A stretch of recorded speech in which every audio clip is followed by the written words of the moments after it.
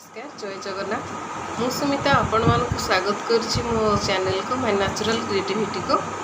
तो आज बहुत दिन पर मु गोटे ब्लॉग्स बनवा को जाउछि जोटा कि होछि सावित्री व्रत पई गोटे ब्लॉग्स। तो आपण माने देखि नियंतु केमिति ब्लॉग्सटा बनैछि। सावित्री व्रत पई जहाँ जहाँ सामग्री दरकार सेति में सब जिनिस किना हैछि। तो लॉकडाउन समय तो सब किछि मिलवा संभव नुह, जहाँ जमिति होइछि भावुची सहजरे सावित्री व्रत हो। तो आपण मानक जदि वीडियोटी भल लगुच मो चैनल को दयाकोरी सब्सक्राइब कर दियंतु, लाइक करंतु और अन्य मानक सहित शेयर करंतु। तो चलंतु स्टार्ट करिवा आजिर ब्लॉग्सटी। तो देखंतु सावित्री पाई मु किनिछि चूड़ी।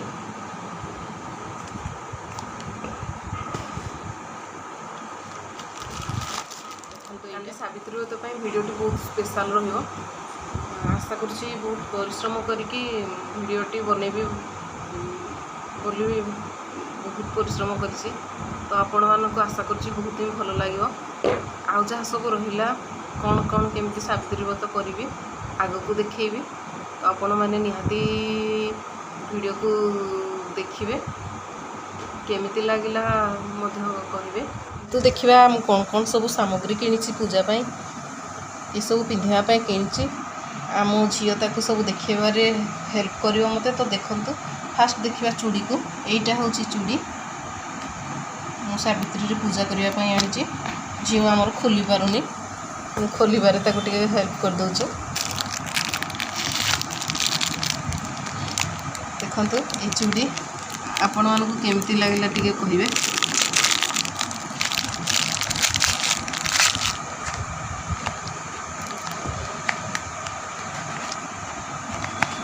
चूड़ी थाउ पछे ढाकुणी दौन एत गंजीवन। तापर ये हूँ टिकली, टिकलीटा देखा दौन। तापर ये है क्लिप जोड़ी जाऊँ तू जल्दी आसे क्लिप। तापर ये है गोटे टालौली शैम्पू, सनसिल्क शैम्पू चुटी सफा करने।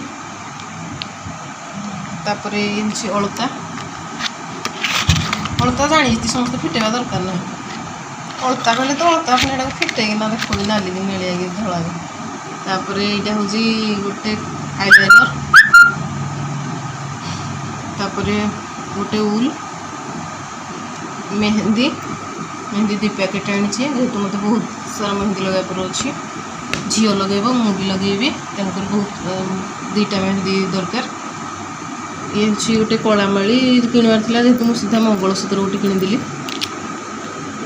मंगलसूत्र आईटा दीटा क्लिप झील किणाही। आई दीटा जिपी क्लिप मोपाई किणी। आ झील यहाँ उल उल दी तीन टा किणी किंतु सेटा को लुचि जाइए देखा दाऊनी। यहाँ हूँ नेल पॉलिश, यहाँ सिंदूर, तापर पानिया, झील चूड़ी,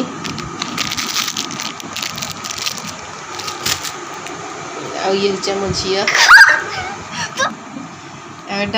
डाबर गोलापरी ऑयल ऑयल ना मो सॉरी गोलाप जल सला जान ये सावित्री साड़ी। ये साया ये ब्लाउज सला से जिनस किणा है।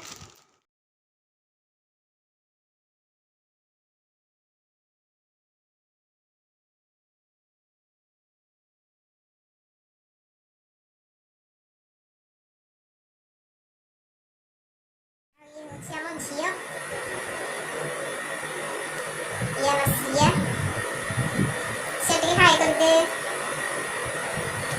କରିଦେ ଆମେ ଭଲସେ ହାଇ କରିଦେ ହାତଟା ଏକାଠି କରି ଟାଟା।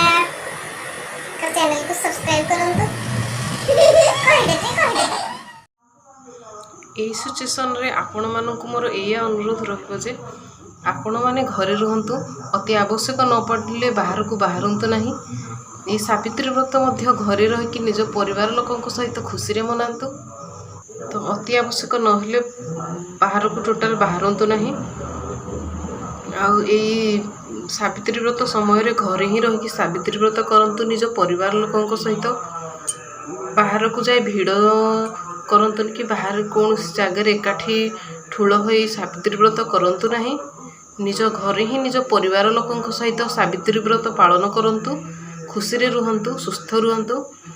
ଆଉ କରୋନାକୁ ଦୂରେଇବା ପାଇଁ ଏଇଆ ମୋର ବାର୍ତ୍ତା ରହିବ ଯେ ପ୍ରତିଦିନ ଥରେ ଲେଖା କାଢ଼ା କରିକି ପିଅନ୍ତୁ।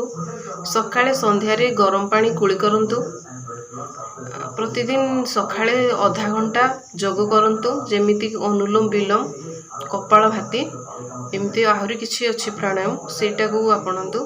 ତ ଏମିତି କରିଲେ ଆମେ ନିଜେ ସୁସ୍ଥ ରହିପାରିବା, ଆମ ସମାଜକୁ ସୁସ୍ଥ ରଖିପାରିବା। ଆମ ସମାଜ ସୁସ୍ଥ ରହିଲେ ଆମ ଦେଶ, ରାଜ୍ୟ, ଜିଲ୍ଲାରୁ ଧୀରେ ଧୀରେ କରୋନା ଦୂରେଇ ଯିବ। ଆଉ ସବୁ ନର୍ମାଲ ହୋଇ ପୁଣି ଆଗ ପରି ହେଇଯିବ। ତ ଏଇ ବାର୍ତ୍ତା ଆଶା କରୁଛି ଆପଣମାନଙ୍କୁ ନିହାତି କାମରେ ଲାଗିବ। ତ ଚାଲନ୍ତୁ ସାବିତ୍ରୀ ବ୍ରତ ଖୁସିରେ ପାଳନ କରିବା। ହାପି ସାବିତ୍ରୀ ବ୍ରତ।